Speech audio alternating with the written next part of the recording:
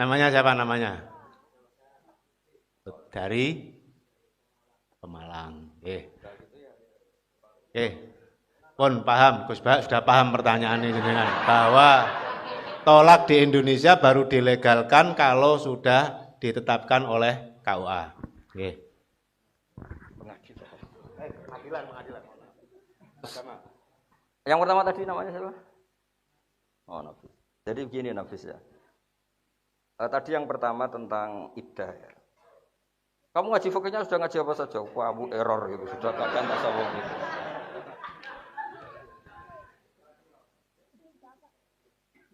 Jadi gini loh, iddah itu kan takut ikhtilatul. Jadi filosofi iddah pertama, dengerin ya, takut ikhtilatul apa? Ansab. Misalnya, kita beri contoh ya, misalnya di Indonesia ada orang namanya Sri atau Dwi. Malamnya dijima suaminya, kan diantara syarat kebaikan tolak itu tidak boleh fituhurin jama'aha fihi. Dengerin ya, tidak boleh di masa suci yang malamnya masih dijima. Memang kamu harus ngerti fikih betul, makanya ini tasawufnya itu sambil lewat saja, harus fikihnya terus minimal kayak saya ahli fikihnya. Tangi turu tak fikih iso saking nglotoke. Ini bukan sombong supaya yang hasud semangat supaya tadi la hasada illa fisnaten tadi itu. Jadi tolak bid'ah kalau ditakrib kan ada tolak sunni, ada tolak apa? Bid'i. Yang bid'i itu kan diantaranya tolak fi khaidin karena memperpanjang iddah sama fi tuhurin jama'ah fihi. Umumnya orang cerai itu mangkel enggak? Enggak, jawab saja biar mangkel enggak? Umumnya orang cerai itu konflik enggak? Konflik. Bojomu iku bengi mbok jima. Esuk mbok pegat, mergo tukaran perkara pecel mbok pokoke esuk mbok pegat. Kayak apa? Mangkelnya. Dia harus terceraikan oleh kamu, iddahnya harus 9 bulan. Jadi wis pegatan harus ngandung orang yang dibenci keriting iki misalnya. Keriting ngendek kere pesek. Lo bayangkan kalau kamu seorang perempuan wis dipegat harus nanggung weteng hamil orang yang digedingi. Tiap dalu ndonga muga ora kok bapake, muga ora kok. Artinya kalau apa nyerai itu harus ada jaminan barokatur rahmi supaya itu enak lah. Cerai terus suami istri tadi tidak terkait sama suaminya karena enggak ngan. Artinya nah, kedua ngel-ngel orang banyak. Ngel-ngel itu begini. Malam dijima. Ya misalnya sing lanang jenenge Zaid, sing istri jenenge Sri. Malam dijima terus Sri ini bisa bohong. Karena mangkel sama makhluk jenenge Zaid. Terus dia pura-pura ada hamil. Jika kalau dia pura-pura ada hamil, iddahnya kan itu partai dzatil aqra. Berarti 3 kali masa nopo suci. Padahal hakikatnya terus dirabi Amr misalnya. Setelah jadi Abi Amr ku anake iku luwih mirip Zaid, pancen produke Zaid. Itu kan ribet. Makanya harus ada iddah untuk memastikan barokatur rahmi.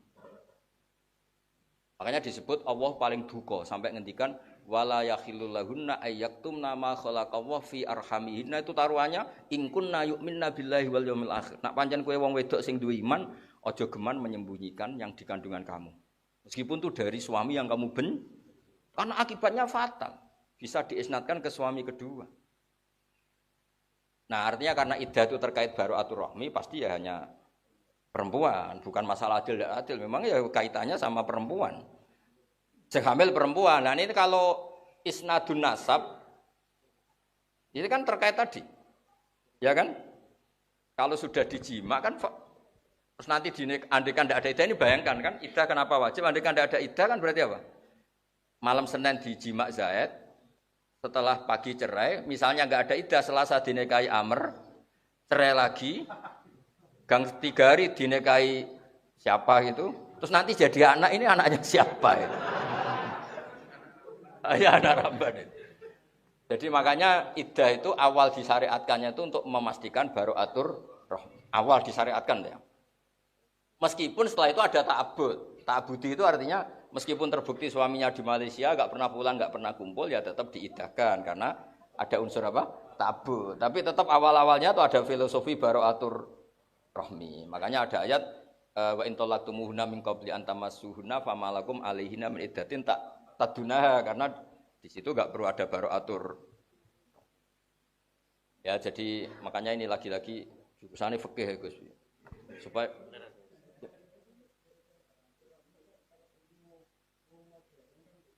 lah ya makanya ilmu modern kan bisa bohong. Yang jamin kalau tesnya itu taruh saja misalnya perempuannya tadi kaya, Pak dokter ngomong nak aku wis baraatur rahmi. Jadi kalau teknologi itu canggih, tetap aja manusia itu bisa memainkan teknologi. Ya kan bisa kan? Atau karena yang dipegat tuh cantik terus wong lanang sing pecundang-pecundang tak bayari dokter ya, tak kon ngomong baraatur rahmi. Kamu jangan terjebak gitu-gitu. Pokoknya hukumnya Allah Ta'ala itu satu, ada illatul hukmi, yaitu baraatur rahmi. Dua, ta'abud. Atau dibalik lah, ta'abud dulu. Dan ada hikmahnya, yaitu baraatur rahmi. Tapi yang jelas itu memang tadi takut ikhtilatil ansab. Makanya kalau sama ngaji fikih itu kan tidak boleh menceraikan fi khaidin karena memperpanjang apa? Ya, atau fi tuhurin jama'aha fihi. Itu malah lebih panjang lagi kan? Saman bayangkan kalau jadi perempuan, saman cuantik jadi perempuan dibucu welek mangkelno kere. Ape megat jimak sik. Wis mangkel jebule ngandung cah elek iki. Wah. Kayak apa tersiksanya itu? Wis ngono bayine bandel, Gus. 9 wulan gak lahir-lahir. Wis ngono bareng lahir persis bapake. Waduh. Kayak apa itu mangkelnya?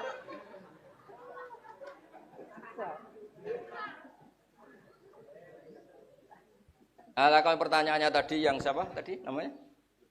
Lutfi itu begini. Makanya butuh kultur santri kayak di Rembang, di Jombang, di semuanya lah. Kalau saya boleh bangga ya terutama di Rembang kalau saya boleh bangga. Kalau Gus Robi ya terutama di Jombang terserah lah. Orang harus bangga dengan daerah masing-masing. Saya itu merasakan pernah hidup lama di Jogja, di Jakarta, pernah saya kerja di Jogja, di Jakarta. Memang kita harus syukur punya daerah kayak Jombang, kayak Rembang. Atau Jakarta, Jogja yang daerahnya orang alim. Itu begini, kalau di kampung-kampung Gus ya, ada orang diceraikan suaminya karena sudah sohat tolak, ya tidak satu rumah. Ya normalnya sudah tolak. Dia ngurus di pengadilan hanya administrasi. Tapi hukum-hukum dia tidak jima lagi, tidak serumah lagi itu sudah jalan. Tapi kalau di kota Gus, sebagian yang enggak daerah Islami memang ngeri. Jadi saya pernah mengalami satu pertanyaan begini, agak ekstrim. Ada istrinya PNS Gus Muid.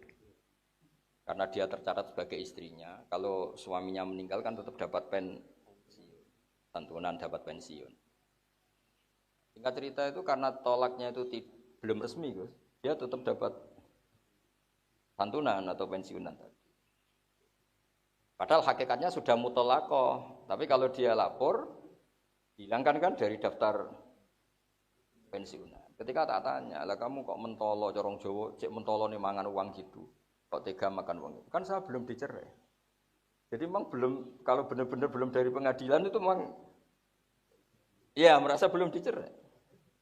Padahal sudah ditalak. Nah, jadi memang di balik hukum negara itu harus ada kultur supaya hukum negara hanya untuk apa? Administrasi. Jadi kalau di kampung-kampung kan kayak di daerah Jombang, daerah-daerah yang ditunggoni kiai, kalau sudah dicerai meskipun pengadilan belum apa, wis gak goncekan, wis gak saoma, wis.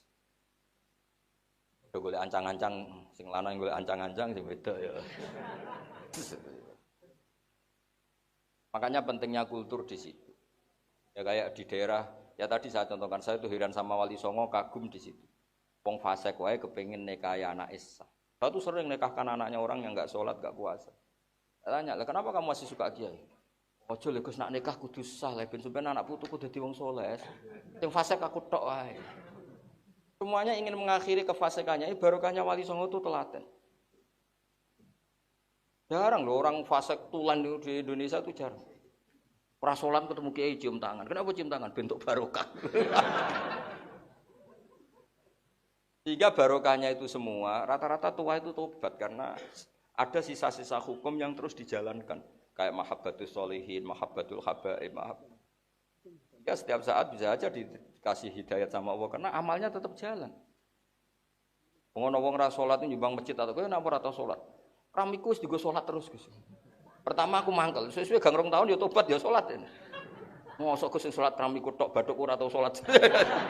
Jadi Indonesia itu memang agak unik. Jadi masa-masa fasik itu kesolehan ya rodok jalan dulu Gus. Jadi hingga haram-haram di Indonesia itu terkenal Gus. Misalnya orang fasik, ya orang arah aneh-aneh terus keluarganya diadepno ngetan, ya ndak. Terus didusi ambek arak ya ndak. Nak mati tuh golek kiai, nikah ya golek kiai. Nah ini harus kita pertahankan. Jadi ada sistem sosial yang harus kita pertahankan. Ya soal dia ada sholat ya salah dalam hal nggak sholat, tapi dalam hal nikahkan anaknya ngundang kiai harus kita dukung. Makanya daerah-daerah yang ada kiai tadi, guys, kalau sudah ada cerai, ya cerai aja. Secara perilaku cerai. Meskipun administrasinya nunggu apa? Dan saya punya beberapa santri yang jadi hakim agama. Nasihat saya mesti gini, guys. Meskipun Anda jadi mediator di pengadilan, tapi tanya dulu iqa'ut tolak tanggal berapa, sehingga jangan ada mediasi setelah iddahnya selesai. Kadang kan berlarut-larut mediasi, dan hasilnya mediasi malah iddahnya sudah selesai dan ngiranya itu kayak belum tolak gitu guys. Makanya saya sering nasihat, pernah ada komunitas hakim agama rombongan mungkin hampir seluruh Indonesia lah soal saya. Minta nasihatku, saya ini hakim agama nasihatnya gimana? Saya bilang, jika Anda mediasi orang cerai, tanya dulu iqa'ut tolaknya tanggal berapa. Jangan sampai mediasinya itu ngelangkahi masa iddah selesai. Karena kalau iddah selesai itu total jadi ajna. Iya, jadi tidak ada wabu'ulatuhunna ahaqu apa? Birodihinna, tidak ada tolak rut'ah lagi, sudah selesai. Jadi orang alim itu harus ngalahi. Ya minimal soleh lah, kayak aku lah minimal. Jadi orang alim itu ngalahi. Minimal loh saya bilang, kalau sampean mau ngelangkai makom saya, ya monggo, itu sudah minimal.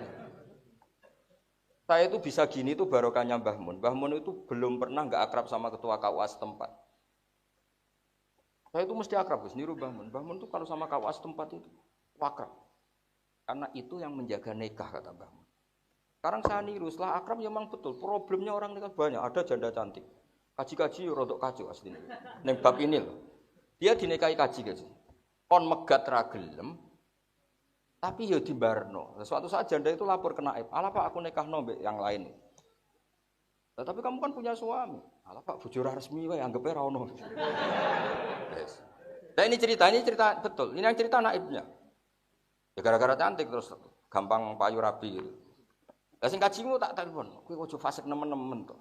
Nek ora cocok ya dipegat, ojo fatadzaruha kal malak. Jawab, "Eman iku suatu." Artinya ternyata Gus, si naib tadi meskipun atas nama hukum negara gak tercatat, itu gak berani nikahkan karena dia tetap dianggap imro'atun tahta zauj. Dan nyon saya dia cerita, aku Gus nak nuruti dunia sering Gus dimingi-mingi mau disuap apa, tapi saya aku tetap wedi Gus mbun rokok ora enak jadi. Nah, itu barokahnya tadi ada hukum negara, tapi bersamaan dengan itu ada fikih Gus. Kalau dia mau nakalan kan nikahkan saja untuk duit. Karena dimingi-mingi, enggak tercatat. Ini nyatanya naib itu enggak mau. Jadi saya mohon kiai-kiai itu juga harus mau dekat naib. Jika kalau ada problem-problem gitu masih dipandu apa? Itu banyak di Indonesia. Sampai saking seringnya lapor kula sama, sing tok gajiku wis sing kangelan aku. Ya kadang-kadang metu ra ikhlas gitu. Tapi wong wis bakat wali ya mesti tok ora ikhlas iku mesti. Faltah. Tapi saya syukur. Jadi itu Mbah Mun itu mesti dekat sekali. Mbah Mun itu mesti dekat polisi. Kalau dekat polisi alasan pesan beliau narkoba ning ndi iku sing iso nangani polisi. Ya ayo ora iso. Narkoba, bandar narkoba ning perbatasan ngene yang bisa. Nangani itu ya BNN. Ya beliau akrab polisi. Dan nangani kejahatan. Ya maksudnya beliau kan suka lihat sesuatu dari sisi positifnya lah. Naib juga gitu. Kalau enggak akrab nanti kalau ada muskilah fikih, ada muskilah itu kita enggak bisa mandu. Tapi kalau akrab kan kita ditanya, kemudian kita mandu. Ajine mau tenan Gus. Oh, aja lek Gus aja kon megat wong ayu Gus. Tapi ora tau mbok menapa kok ingin. Gus tak Gus aja melok-melok iku ora. Ya akhirnya solusinya lucu kan. Si perempuan tadi tak provokasi, ya nek ono rafak wae. Ya ora iso lek Gus enggak resmi. Waduh, sakake kan. Tapi barokahnya itu orang-orang yang di anak ayu itu terus rodok wedi Gus, nak disiri kaji-kaji sing rodok ngono-ngono iku. Kok nak disiri kiai ra roh Gus. Yo cerita-cerita kaji-kaji ra roh. Ya saya mohon ya, soalnya fikih itu harus andhuri qalbin. Sampeyan fikih itu andhuri qalbin. Di ngelotok lah. Terus yang terakhir menyangkut jima firrojiyah. Sampeyan pakai i'ana saja. Sebetulnya tolak itu jelas pakai sighot. Ya saya ulang lagi, tolak itu pakai, karena nikah itu pakai sighot, harusnya tolak itu pakai sighot. Normalnya rujuk juga pakai. Tapi jika iddahnya belum selesai kok suaminya lali wis bar megat isuke bengi kelon meneh jima, itu coro i'anah lil khilafis syahir fi khusuli raj'ah bil jima. Karena trennya orang Islam kan takut zina, sampai dia jima berarti niat apa? Rujuk. Ya, walaupun itu lali ya. Penting itu lali itu penting. Ya karena mau tidak mau, karena memang ar-raj'iyah fi hukmi zaujiyah. Karena orang posisi tolak raj'i itu fi hukmi zaujiyah, dan banyak ulama yang mengatakan ketika suaminya jima dianggap apa? Rujuk. Asal tadi ya fil iddah dan bentuk tolaknya raj'iyah. Karena hukum dasarnya kan wa bi'ulatuhunna ahaqqu biraddihinna fi dzalika in aradu apa? Islam. Ya kamu fikih itu harus ngelotok. Minimal kayak saya. Minimal gitu sudah. Ndonga tengah bengi kepen nyanyi Gus, Pak. Ndonga nganti nangis. Wis diguyu malaikat lah, wis pokoke ndonga. Ya mestine diguyu tapi gak apa-apa lah. Pokoke dalile la hasada illa fisnaten. Rajulin ono sing maca rajulun, tapi di teks hadis rata-rata bacanya rajulun, berarti jadi khobar dari mubtada mahdhuf.